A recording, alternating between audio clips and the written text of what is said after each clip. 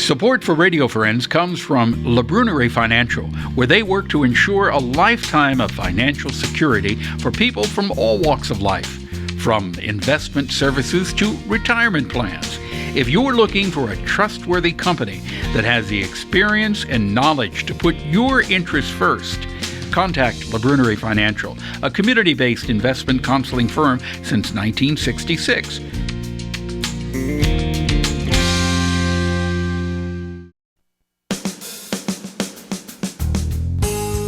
Good morning and welcome to Radio Friends on Friday, July the 24th. I want to introduce you to Chris Slink from Integrative Medicine in Jefferson City. Good to have you here, Chris. Paul, it's wonderful to be here. Every time you come on, I really do learn something new about eating good nutrition.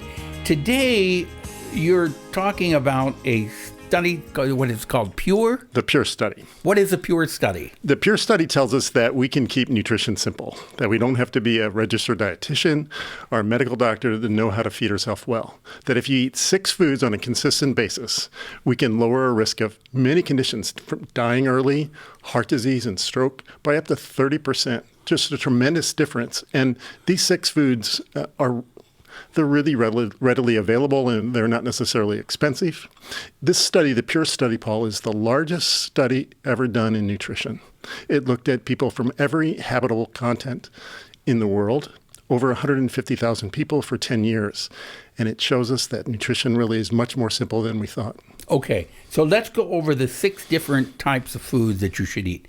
Number 1, vegetables. A couple servings of vegetables daily. We can all do that. Right. And now what is considered a serving? A cup or a half a cup? So of a cooked vegetable, usually a half a cup. Now, if it's greens, like you might have in a salad, it's a full cup. So that's a serving of vegetables. Okay. So a couple of those a day. And 2 servings of vegetables a day. Yes. Now, I honestly say I go over that. So I'm number 1, I'm doing good on that. And then fruits. Fruits, a couple of servings a day, and that would include something like a medium-sized apple, or a cup of grapes, or some cherries, like we know you love. Yes. Yeah. So 2 servings of fruit a day. Then legumes.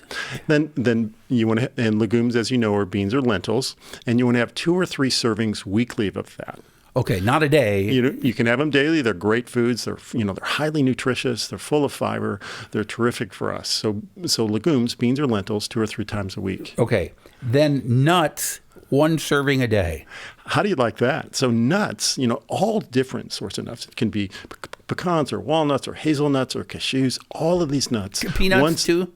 Peanuts are a legume, actually, but they could be. Peanuts fall into the legume. Yeah. So you can have. Okay, well then I'm answering my legume question too, because I mixed the peanuts in with almonds and. So the tree nuts are terrific, and so you can have a serving every day. And many of us just love to eat this food. Yes, and then dairy. Now this is where I think some people have some questions about the dairy product. Yeah, so a serving of dairy daily, that's about 8 ounces of whole milk or 8 ounces of yogurt or 8 ounces of kefir. Some cheese would be a little bit less than that. And what they stipulated in this study, and many other studies in the last 10 years, Paul, is whole fat dairy is really the healthiest for us. Some of the fats in dairy are actually lower risk of cardiovascular disease. In this very large study, it again showed that whole fat dairy was much healthier. In fact, the dean of the School of Nutrition at Tufts University in Boston said recently that it is time for the National Nutrition Guidelines of Healthcare to catch up to the science, that million lives depend on this. The new results of this study, in combination with many other studies, call for a reevaluation of the guidelines to avoid whole-fat dairy. In other words, it is good for us. It's one of those things because it's so nutrient-dense with the minerals, with the healthy fats, with protein, that it's really good to add to our diet. And when we add these nutritious foods, we give our body what it needs to repair. So you're saying whole milk is better for you than skim milk? Much better, much better. So not only, when you make skim milk from whole milk, you extract a lot of important ingredients, including some of the fats, and you actually put back other things like whiteners and thickeners that you don't need. But what's more important is the whole milk is more nutrient dense, and the specific fats that are in dairy have been shown to lower cardiovascular disease, both in this study, and in this study it showed that it lowered heart attacks, this whole array of things, lowered heart attacks by 18%, stroke by 13%, and overall mortality by 30%. So not just this study, but several studies in the last decade tell us that whole fat dairy is healthier for us. What about butter? So butter is just the fat from dairy. So a modest amount of that is okay, but that wasn't studied specifically in this. So we're talking about whole fat yogurt, whole fat cottage cheese, whole fat ricotta cheese, whole fat kefir, these sorts of things, whole fat milk. That's what you want to add 1 serving a day. Okay. And then fish. Fish, yes. Fish 2 or 3 servings a week. Now, does it make any difference what kind of fish? They didn't really parse that out, Paul. We know that the cold water fish, the salmon, the sardines, the cod, the tunas, these kind of fish tend to be healthier for us because of the good quality oils in them. But in this particular study, it didn't parcelate whether it came from an inland river or if it came from a cold water ocean. Okay. Now, I noticed that red meat is not in this at all. Yeah. So what about eating? So there's a couple of things that weren't mentioned here. So red meat, 3 ounces a day was shown, had trended towards actually better health for this worldwide population.